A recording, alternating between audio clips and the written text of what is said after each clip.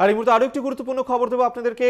New market বন্ধ, অবৈধ hawker নিয়ন্ত্রণের দাবিতেই বন্ধ থাকবে নিউ মার্কেট। বেলা ৩টে পর্যন্ত বন্ধ থাকবে নিউ মার্কেট চত্বরের সমস্ত দোকান।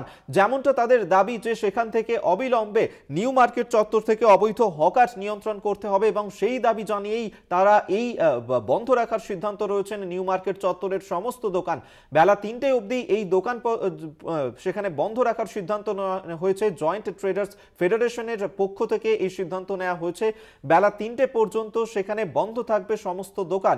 নিউ মার্কেট চত্বর থেকে অবিলম্বে সরাতে হবে, যেভাবে অবৈধ হকার নিয়ন্ত্রণ করতে হবে সেই দাবি জানিয়েই আজ বন্ধ রয়েছে। এবং বেলা ৩টে পর্যন্ত নিউ মার্কেট চত্বরের সমস্ত দোকান সেখানে বন্ধ থাকবে, এমনটাই কিন্তু দাবি জানানো হচ্ছে। জয়েন্ট ট্রেডার্স ফেডারেশন এই বন্ধের ডাক দিয়েছে। আপনাদেরকে আরেকবার জানিয়ে রাখি, অবৈধ হকার নিয়ন্ত্রণের দাবিতে নিউ মার্কেট বন্ধ। নিউ মার্কেট চত্বরের সমস্ত দোকান বন্ধ থাকবে সেখানে, এবং বেলা ৩টে পর্যন্ত বন্ধ থাকবে দোকান। জয়েন্ট ট্রেডার্স ফেডারেশনের তরফ থেকেই এই বন্ধের ডাক দেওয়া হয়েছে। আমরা সরাসরি যাব নিউ মার্কেট চত্বরে, সেখান থেকে আমাদের সঙ্গে রয়েছেন প্রতিনিধি দুর্গাদাস বন্দ্যোপাধ্যায়।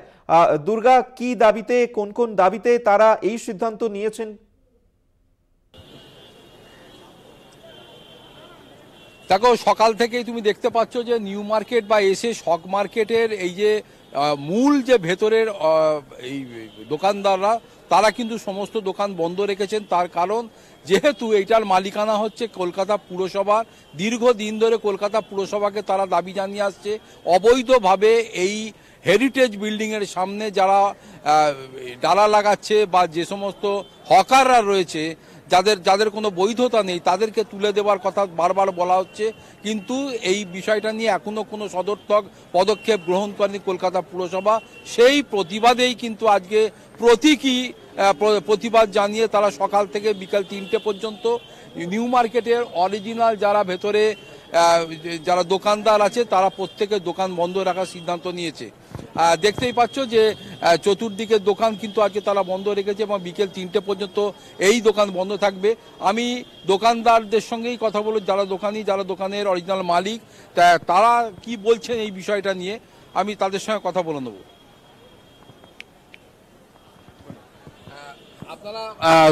আপনাদের তো দোকান আছে, वो हिंदी से बोल। ये दुकान क्यों बंद रखा? ये बंद रखा है, जो होकर लोग हम लोग का जो है ना पूरा एकदम रास्ता को ब्लॉक कर दिया है। हम लोग का जो बिजनेस एकदम चौपट हो गया है। कस्टमर निकलता है बाहर में, हम लोग 10 रुपये में बेचता है, कस्टमर को बाहर में निकल के लोग 8 रुपया 7 रुपया बोलेगा, उसमें हम लोग का झमेला होता है उसके साथ। আমাদের এখানে 8 বছর হলো, 8 বছর থেকে আমরা সাফার করছি। যত দোকানদার নিউ মার্কেটের, we don't have business inside। Kolkata পুরসভা তো এটার মালিকানাধীন। আপনারা কলকাতা পুরসভাকে জানিয়েছিলেন? অনেকবার জানানো হয়েছে, কেউ উত্তরই দিতে চাইছে না, কেউ কিছু করতে চাইছে না। দিন পর দিন হকার সব বেড়ে যাচ্ছে, আমরা ভিতরে বসে আছি। ওদের কিছু বললে যে গাড়ি পার্কিং করবে, তার পার্কিংও দিতে চায় না।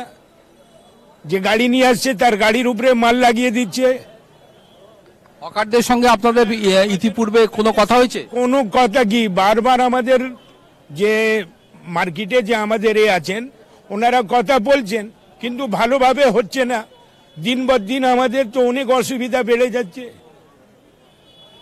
চেষ্টা করলেও আমরা কিছু করতে পারছি না। যদি ধরুন আজকে এই যে প্রতীকী বন্ধ করেছেন, তাতে যদি কাজ না হয়, আগামী দিনে কি চিন্তা ভাবনা? আবার করব, আবার আমরা করব, আবার 15 দিনের মধ্যে করব, 20 দিনের মধ্যে করব। আমরা তো খেতে পাচ্ছি না।